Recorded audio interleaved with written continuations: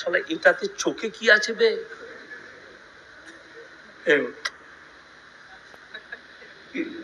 চোখে চুমু, কমপক্ষে গালে একটা। দেখেন ব্রাদার মিল্লাত ইসলামিয়া কিছু কিছু মানুষ বের হয়েছে, তারা বলে যে নবীর নাম শুনে হাতে চুমু খেয়ে চোখে মাসা করা যাবে না। কিছু কিছু আলিম ওলামা বের হয়েছে, তারপরে নবীর নাম শুনে চুমু খাওয়া যাবে না এবং সেটাকে বেদাত বলছে এবং সেটাকে না জায়েজ বলছে, সেটাকে হারাম বলছে।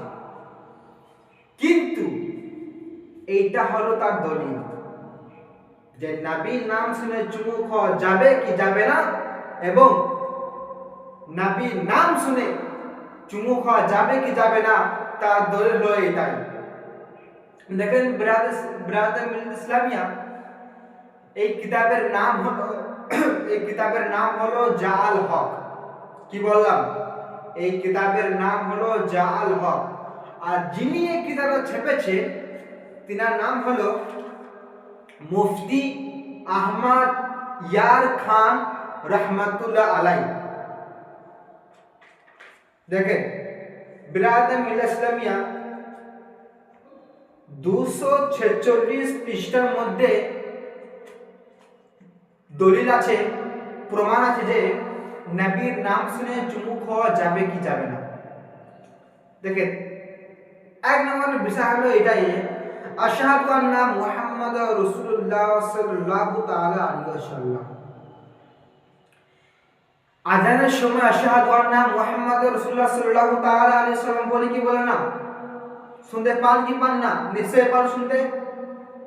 সেখানের মধ্যে বলছে নবী পাক সাল্লাল্লাহু তাআলা আলাইহি ওয়াসাল্লাম বলছে, যেই ব্যক্তি আমার নাম শুনে আশহাদু আন্না মুহাম্মাদুর রাসূলুল্লাহ সাল্লাল্লাহু তাআলা আলাইহি ওয়াসাল্লাম যে শুনবে আর সেই ব্যক্তি চোখে চুমু খাবে এবং মাসা করবে, আমি নবী পাক সাল্লাল্লাহু আলাইহি ওয়াসাল্লাম তাকে আমি কিয়ামতে হাসরের দিনে তাকে আমি খোঁজাখুঁজি করব, যে ব্যক্তি আমার নাম শুনে চুমু খাবে এবং তাকে আমার সঙ্গে পেছনে পেছনে জান্নাতে বেহেশতের মধ্যে দাখিল করবে। বলো সুবহানাল্লাহ।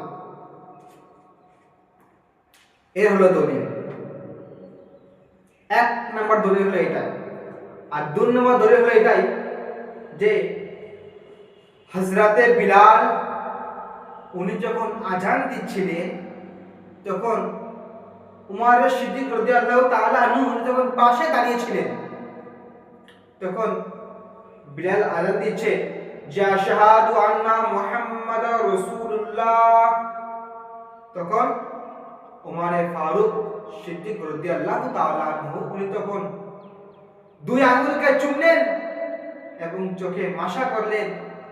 যখন বিলাল আজান শেষ করলো তখন নবী পাক সাল্লাল্লাহু আলাইহি ওয়াসাল্লাম বলছে, উমর তুমি যে কাজটা করেছো, আমার নাম শুনে চুমু দিয়েছো, আর এই আশহাদু আন্না মুহাম্মাদুর রাসূলুল্লাহ যে ব্যক্তি শুনবে আর চুমু দেবে তাকে আমি আমার পেছনে পেছনে জান্নাতের মধ্যে ঘোষণা করব, তাকে আমি জান্নাতের মধ্যে ঘোষণা করব। বলো সুবহানাল্লাহ। এটা হলো দলিল। কারোর যদি দরকার থাকে উঠে আসে, এই পৃষ্ঠাটা ছবি তুলে নিয়ে যান, প্রমাণ যদি না হয়তো দলিল হলো এটাই। মুসা আলাইহিস সালামের জামানাতে মানুষেরা 300 বছর 200 বছর জীবিত থাকতেন। কত বছর বললাম? 200 বছর 300 বছর জীবিত থাকতেন। একদিন মুসা আলাইহিস সালামের উম্মত অনেক গুনাহ করতেন, এক কথায় গুনাহগার বান্দা ছিলেন। তো সেই ব্যক্তি মুসা আলাইহিস সালামের উম্মত যখন ইন্তেকাল করলেন তখন কিছু কিছু উম্মতরা সেই ব্যক্তিকে জঙ্গলের মধ্যে ছুঁড়ে ফেলিয়ে দিলেন। জঙ্গলে ছুঁড়ে ফেলে দিলেন, কারণ সে গুনাহগার ছিল। মুসা আলাইহিস সালাম তুর পাহাড়ে গেলেন আল্লাহর কাছে, আল্লাহকে দেখা, আল্লাহর সঙ্গে কথা বলার জন্য। তখন আমার আল্লাহ পাক রব্বুল আলামিন বলছে, মুসা আলাইহিস সালাম, তোমার যে উম্মতরা তোমার একটা উম্মতকে জঙ্গলের মধ্যে ফেলে দিয়েছে, তাকে তুমি ভালো করে পরিষ্কার করে গোসল করিয়ে কাফন দাফন করে তাকে তুমি দাফন করে আসো। মুসা আলাইহিস সালাম বলেন, ওগো রব্বুল আলামিন, আমার উম্মতরা বলতো যে ব্যক্তি গুনাহগার ছিল। তখন আমরা আল্লাহ পাক রব্বুল আলামিন বলে, মুসা তুমি শুনো, আমি যা জানি তুমি সেইটা জানো না, বলো সুবহানাল্লাহ।